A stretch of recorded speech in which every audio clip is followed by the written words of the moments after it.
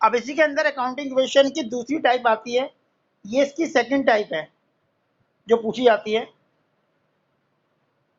इसमें क्या होता है, इसमें जो एग्जांपल 1-2 नंबर का क्वेश्चन आएगा उसके ऊपर देखो, जैसे इलस्ट्रेशन 8 दे रखी है उसको देखो, इसमें देखो क्या लिखा हुआ है, कह रहा है give the example of each of the following type of transaction. कह रहा है आपको हर ट्रांजेक्शन टाइप का एग्जांपल देना है, ठीक है।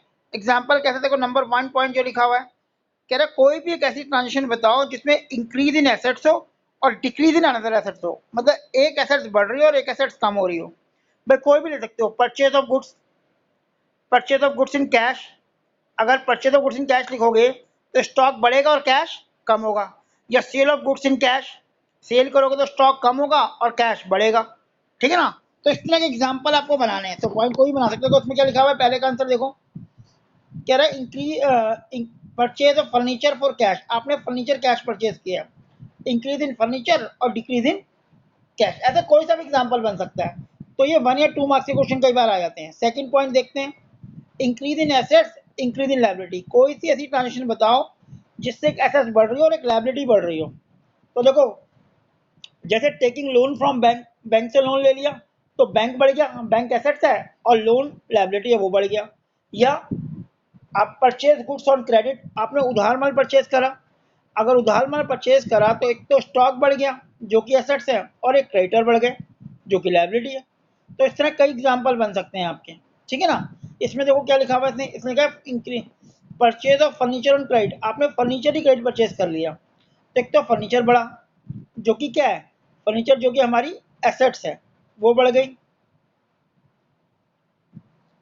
एसेट्स बढ़ गई, और दूसरा क्योंकि हमने पेमेंट नहीं करी तो हमारे क्रेडिटर बढ़ गए, इंक्रीज इन लायबिलिटी मतलब क्रेडिटर बढ़ गए, फर्नीचर को जो पेमेंट करनी है। तो ऐसे एग्जाम्पल बनाने हैं इसमें, तो इसमें एग्जाम्पल एग्जाम में कई बार आए थे।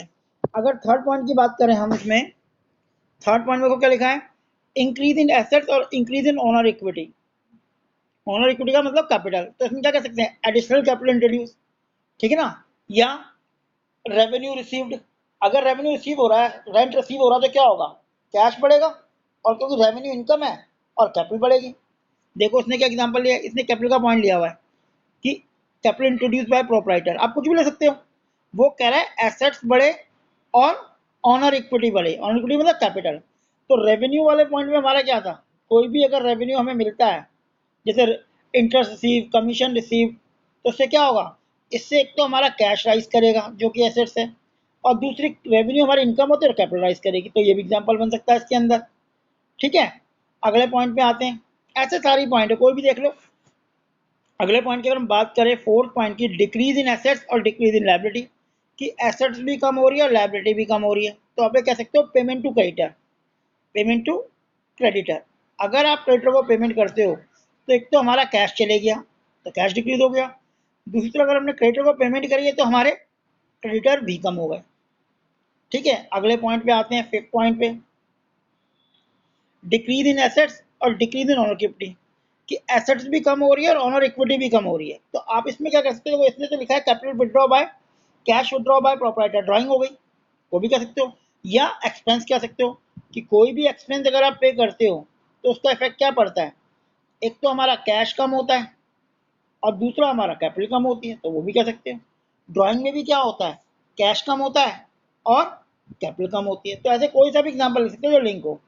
छठे पॉइंट में आते हैं, डिक्रीज इन लायबिलिटी और इंक्रीज इन ओनर, कि लायबिलिटी कम हो रही है, ये पॉइंट रखना, लायबिलिटी कम हो रही है और ऑनर इक्विटी बढ़ रही है। तो इसमें क्या पॉइंट होता है कि जो पार्टनर ने लोन दिया है, बस एक पॉइंट बनता है ध्यान रखना, conversion of partner loan into capital, कि भाई पार्टनर है, किसी पार्टनर ने बिजनेस को लोन दिया था, अब वो लोन कैपिटल में कन्वर्ट हो रहा है, हम उसे कैपिटल बना रहे हैं, तो लोन लायबिलिटी कम हो गई और कैपिटल राइज हो गया।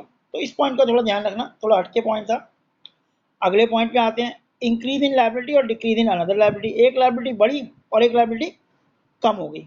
अब इसमें क्या होगा, इसमें कह सकते हैं कि आपने बिल्स पेबल को एक्सेप्ट कर लिया, हमें पता है बिल्स पेबल क्या होता है, बिल्स पेबल अगर हमने एक्सेप्ट किया है तो बिल्स पेबल बढ़ गया, और जिसका बिल्स पेबल होगा वो क्रेडिटर होगा, क्रेडिटर कम हो गया, ठीक है।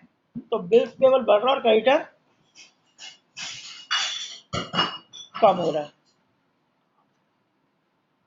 अगला इंक्रीज इन लायबिलिटी और डिक्रीज इन ऑनर इक्विटी।